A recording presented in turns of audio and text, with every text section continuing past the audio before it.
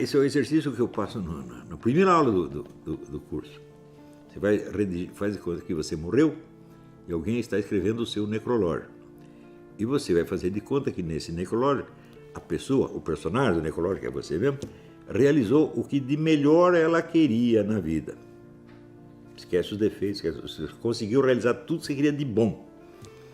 E você vai ser lembrado por isto. O que está lá? Não, eu quero ser lembrado exatamente pelo que eu fiz. Eu eduquei uma pá de gente, essa pá de gente está educando o Brasil. Era isso que eu queria fazer, pô. Deu certo. Eu estou felicíssimo, me considero um homem realizado, ainda tenho coisa para fazer, claro, muita coisa para fazer. Ser embaixador não é uma delas, mas se quiserem, eu até aceito. Mas o que eu tenho que fazer mesmo é pegar todo o meu curso e transformar em livros, publicar sob formato de livro, que fica mais fácil para as gerações seguintes. Sei lá, quando são 440 aulas, se desse para comprimir isso, digamos, em 30 ou 40 volumes, seria bom. Na verdade, precisa mais. Mas eu estou procurando redatores para me ajudar nisso, porque eu não vou aguentar fazer sozinho. Então, eu ainda tenho serviço para fazer pelos próximos 10 anos. Depois eu posso ter o direito de ficar gagá quanto eu quiser.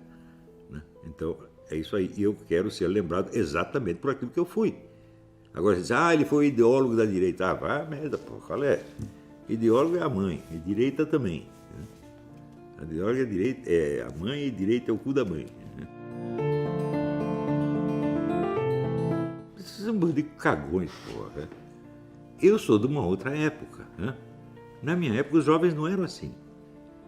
Você veja, quando teve o golpe de 64, a gente estava na esquerda, nós éramos estudantes secundaristas na esquerda. Então, um amigo meu, chamado Otto, ele pensou assim, pô, esses caras vão invadir a União Brasileira de Estudantes Secundários, tem lá a ficha de todo mundo, eles vão prender um bocado de gente. O que eu vou fazer? Vou lá pular o muro e sumir com o arquivo. E ele fez isso. O prédio cercado pela polícia, ele foi por trás, pulou, tirou um saco de ficha, queimou tudo. Mais tarde, temos contraparentes nossos que foram presos por causa da guerrilha. Então, a mulher do homem lá chegou para mim e falou, e agora tem um monte de arma escondida lá no quintal, os caras vão pegar, daí vai dar um puta de um bode. Para quem sobrou ir lá buscar as armas, eu pular o muro, desenterrar as armas, sumir com aquilo. A gente fazia isso normalmente, você está entendendo? Nós não éramos cagões, não éramos covardes como essa juventude de hoje. E tem medo de tudo. Agora, se você ajunta 10 mil covardes, eles ficam perigosos, evidentemente, Que é o que você vê hoje, você juntar um monte de covardes da Assembleia Nacional dos Cagões para ver se intimida um homem valente. É isso que acontece. Agora, essa frescura toda de, vamos dizer, horror aos palavrões, eu digo, olha, eu me lembro que nos anos 50 ou 60, havia pessoas que não gostavam, por exemplo, do Nelson Rodrigues, ou do Jorge Amado, ou do Abílio Pereira de Almeida, que era todo esquerdista, evidentemente, porque eles escreviam palavrões. E daí a pequena burguesia, as velhinhas da pequena burguesia, ai, que horror! Eu pensei que isso tinha acabado.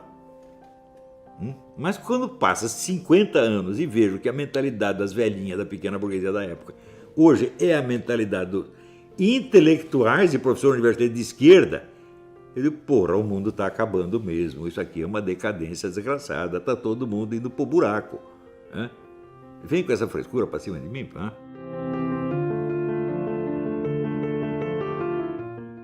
tem nenhuma. Eu sou um cientista político e um filósofo da política. Essa que é a diferença. O que é uma filosofia política?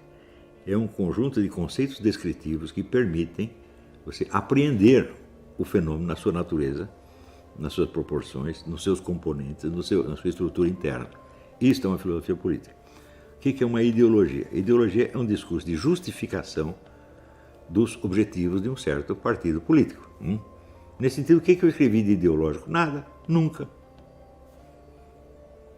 Agora, os caras gostam de usar a palavra ideólogo, por quê? Porque é pejorativo no entender deles. Agora, tem outra coisa.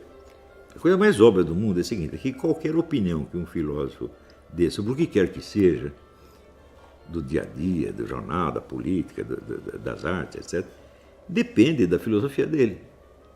Então, ele vai ter os fundamentos filosóficos, que são o principal, e tem as opiniões ocasionais sobre isso e aquilo. No Brasil o pessoal julga ao contrário.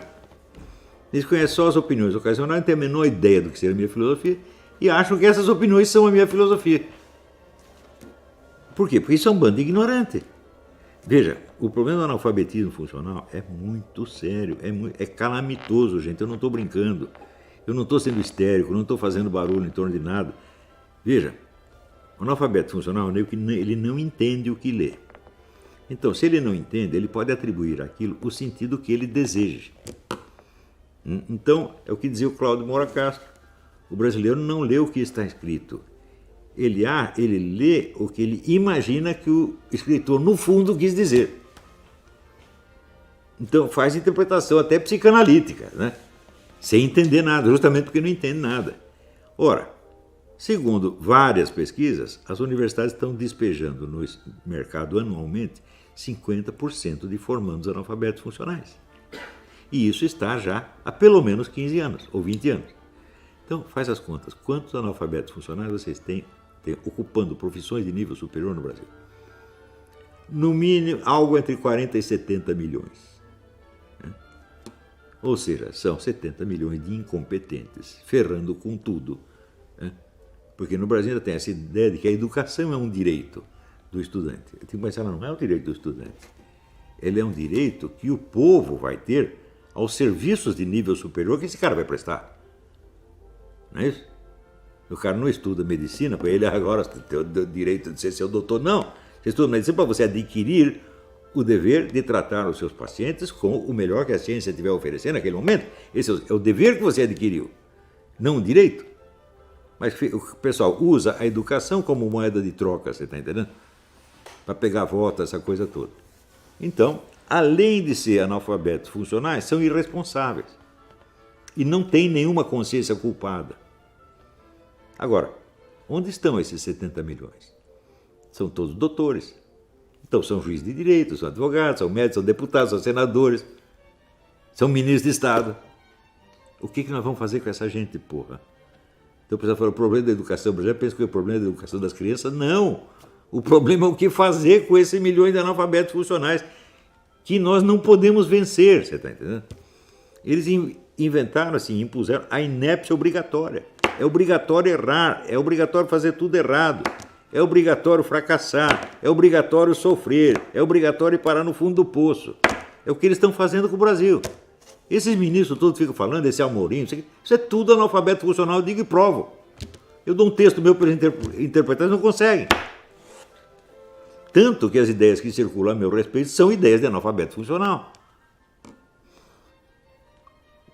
Essa coisa, fascismo, os caras não sabem o que é fascismo. Eu estudei o fascismo, eu sei o que é. E sei, por exemplo, que o único governo fascista que nós tivemos foi o do Getúlio Vargas, do qual o Lula se considerava um herdeiro.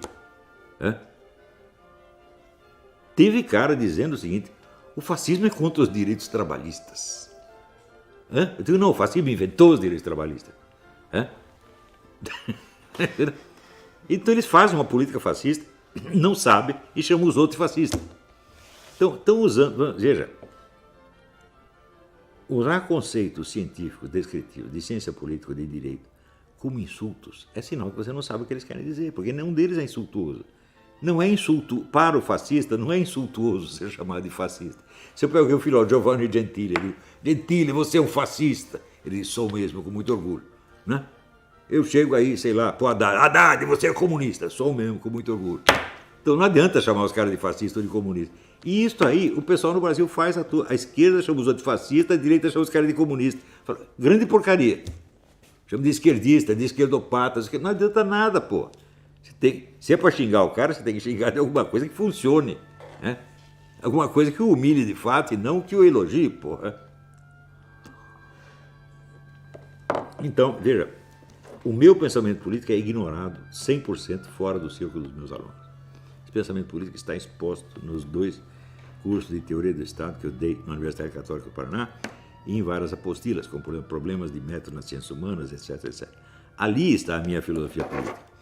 E ela não é uma ideologia, ela não é uma fórmula de sociedade, não é um modelo de sociedade. Eu nunca abri a minha boca para dizer o que a sociedade deve ser. Eu estou interessado em compreender o que ela é, como ela funciona.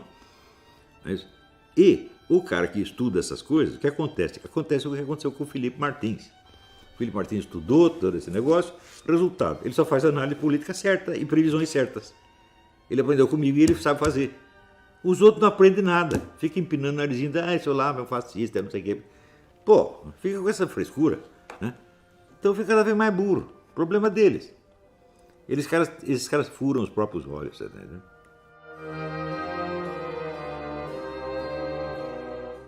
O padre Stanislau Laduzan, sem dúvida, né? Esse é um tremendo professor, uma coisa que hoje em dia não existe. Ele fazia assim, ele pegava um problema filosófico qualquer, daí ele explicava para você aquele problema do ponto de vista das sucessivas escolas filosóficas.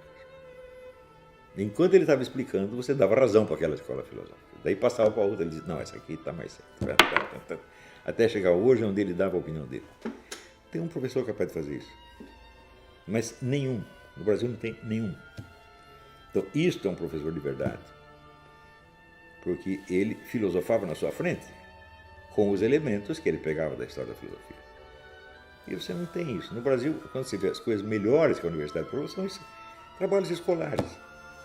Espécie de análise de texto. Não passa disso.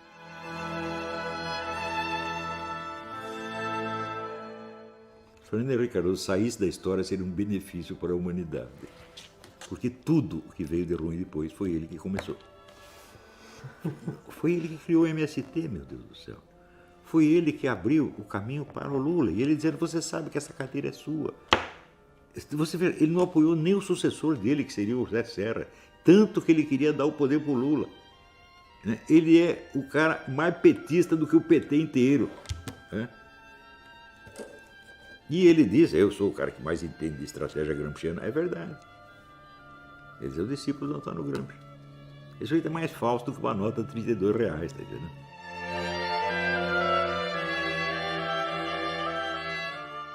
A escrava Anastácia. Sabe quem é? Aquela mulher que foi torturada, arrancaram todos os dentes dela, porque ela era muito bonita, a mulher tinha ciúme dela, mandou torturar, arrancar os dentes, etc. E ela só rezava pela dona, só. Nunca teve um instante de raiva. É uma santa. Tu falou assim, essa aqui, a melhor das brasileiras. Tá?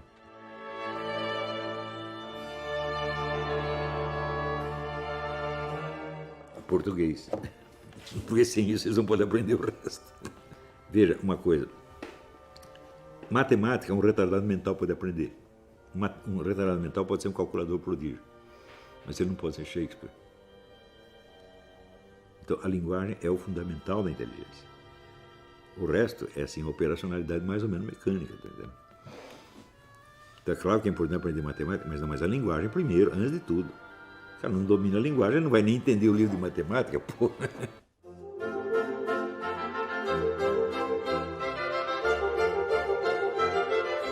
Eu não sei ensinar criança, né? E não sei ensinar quem não quer aprender. Isso é impossível.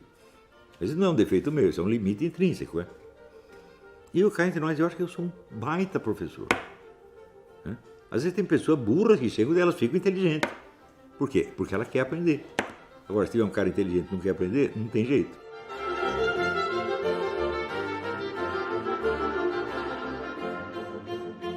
Para os universitários, eu daria o livro do Padre Sertiange, A Vida Intelectual. Esse foi o livro que decidiu a minha vida. Quando eu li aquilo, eu falei, é isso que eu quero ser quando eu crescer. E eu sou. Eu estou fazendo o que o Padre Sertiange mandou fazer. Eu dei um curso, uma vez que a gente chamava de educação liberal, assim, por falta de outro nome, em que eu mandava o pessoal ler um determinado livro em voz alta durante a semana, tinha que ler em voz alta, porque o brasileiro não é visual, ele é auditivo, então um lia para os outros. Né?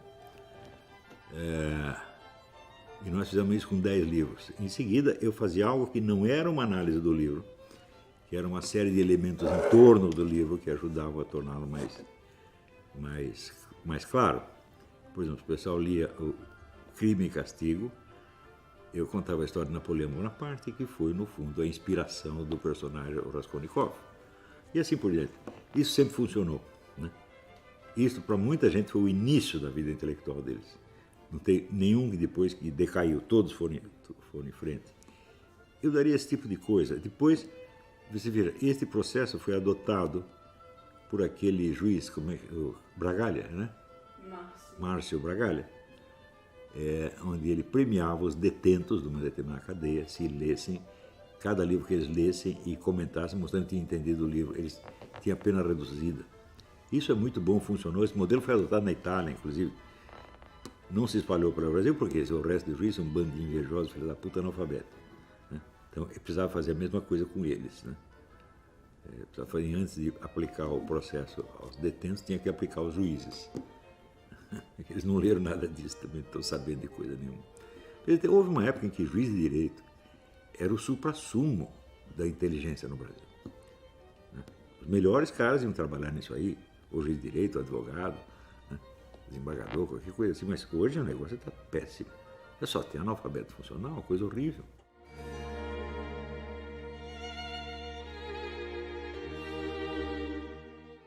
E isso aí está difícil, hein? Porque os piores livros também são documentos valiosos, está entendendo? Não é isso? A gente precisa ler essa coisa. Por exemplo, eu acho a obra de Maquiavel uma inutilidade gigantesca, mas eu não poderia bani-la, porque senão eu não poderia estar dizendo isso. Maquiavel, o pessoal, todos os políticos e cientistas políticos adoram Maquiavel. Eles acham que ele inaugurou a ciência política, não sei o quê. Eu fui estudar o Maquiavel direitinho. Eu descobri que Maquiavel era uma besta quadrada, um coitado. Ele estava sempre do lado do perdedor, ele só se ferrava.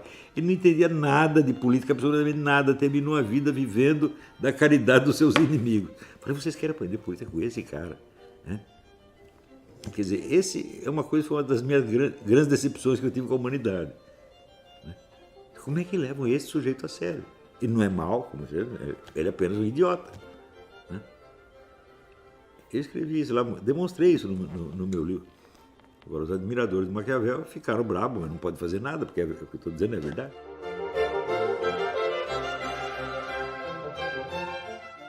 Que eu conheci o Jacob Gorender. Era um intelectual de verdade. Ele escreveu um livro importantíssimo sobre a história brasileira, que é o Escravismo Colonial. Bom, esse é um intelectual de verdade, ele não está brincando. O centro de referência dele é marxista e ele era por causa disso. Mas é um estudioso sério, ele contribuiu de verdade. Eu acho que o Escravismo Colonial é um dos grandes livros que escreveram sobre a história econômica do Brasil. Eu o conheci pessoalmente, é um homem sincero. Né? Gostei muito dele. Infelizmente, ele tinha uma diferença de idade muito grande. Acho que ele já morreu, né?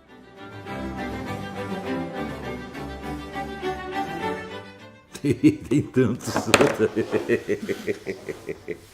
Mas não tem grandes figuras, são toda uma coleção de piolhos. Tanto eu posso citar, sei lá, tem um monte, tem, né, o João Pinheiro da Fonseca, tem o Rodrigo Cocô, tem, né, o Arruinaldo Azevedo, né, tem o Paulo Giraldelli, que o pessoal chama de pau na bunda dele, né?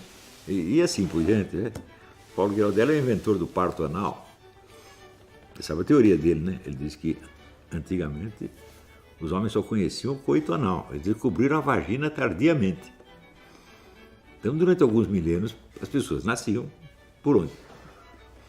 O cara desiste e continua sendo professor universitário. E as pessoas devem pensar, o que você acha do que o Paulo Giraldelli disse? Eu não acho nada. O Paulo Giraldelli, ele é sócio remido, ele pode dizer o que ele quiser. Isso é o professor universitário no Brasil, meu Deus do céu. Não dá, escuta, são coisas que não dá para contar para um americano porque ele não acredita. Eu ontem estava aqui, minha filha tinha uma dúvida no exercício que ela estava fazendo, de língua espanhola. Ela está estudando espanhol e latim. Né? Ela tirou um diploma de letras em inglês, agora está tirando espanhol e latim. Tá? E tinha lá um negócio de interpretação de texto que era muito sutil, além de ser em espanhol. E nós fizemos um exercício, nós fizemos junto. Tá? Eu digo, olha, no Brasil não tem um professor universitário capaz de fazer isso aqui. De entender essas nuances. Por exemplo, como é que você mudava totalmente o sentido de uma palavra, mudando simplesmente a ordem, usando as mesmas palavras, mas muda a ordem, a nuance cai em outro lugar. Eles não sabem fazer isso, eles não percebem.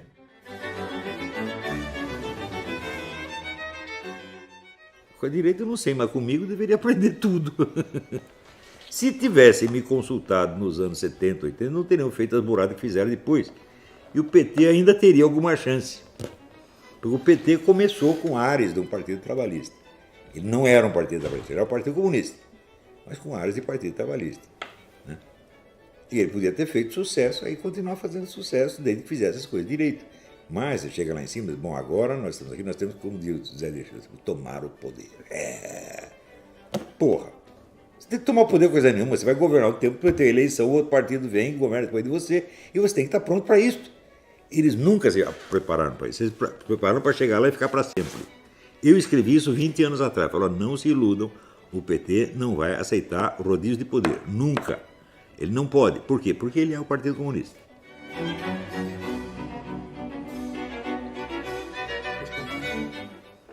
Ah, tem muita coisa. A primeira coisa é o seguinte, tem que organizar militância, meu Deus do céu. Não existe militância de direita, existe milhares de franco-atiradores. Agora, a esquerda tem militância organizada, ela ficha todo mundo, tem endereço do cara, telefone, CPF, RG, né? E tem a militância paga, inclusive, é absolutamente uma coisa absolutamente necessária. Não pode pagar todo mundo, mas uma parte tem que ter um militante profissional, né? Então, a direita não aprendeu a organizar militância até hoje. Em segundo lugar, que a direita tem que aprender, olha, você não vai entender, aspas, o pensamento político do Olavo de Carvalho lendo artiguinho de jornal e post do Facebook. Você tem que frequentar as aulas, né? Outro dia saiu no jornal de Portugal a seguinte coisa, a obra principal do cara são as 440 aulas do curso online de filosofia. Isso sim é minha obra principal. Agora, eu li o mínimo. Eu falo, mas o mínimo é o mínimo, porra. Você não entendeu? Hã? Então, você lê o mínimo e já acha que é o máximo. Porra, assim não dá. Então, existe uma filosofia política do Olavo de Carvalho que é uma coisa muito séria. Eu estou muito feliz de ter criado aquilo. Estou muito feliz de ter entendido esses fenômenos, tá entendendo? E sem entender isso, eu jamais poderia ter exercido esta ação que exerci. Os caras que foi assim, foi por acaso, foi adivinhação, foi por astrologia. Não foi, não. Eu sei como as coisas na sociedade brasileira funcionam, entendo a sociedade brasileira. Isso é uma coisa que eu me queixo muito. Político não tem visão do Brasil inteiro. Né? Quer dizer, todas as classes sociais, todos os grupos, eles não têm. Eles só, é um negócio regional, ligado ou àquela região, ou àquela classe social, às vezes até àquela família. Tudo é muito provinciano ali.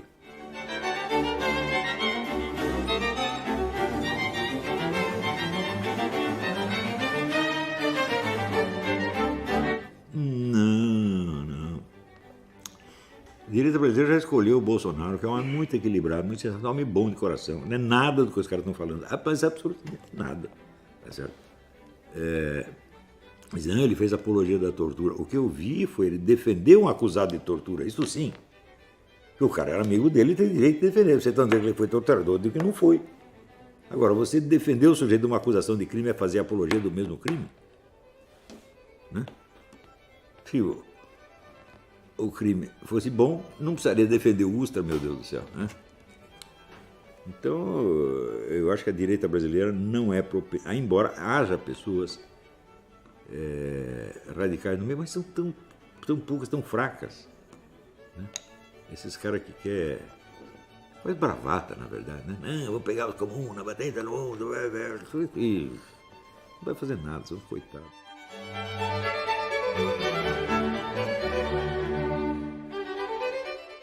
Eu digo, não tem outro intelectual, eu sou o único. Qual é a vantagem de ser o maior se não há concorrentes? Não é nada, estou apenas fazendo a minha obrigação.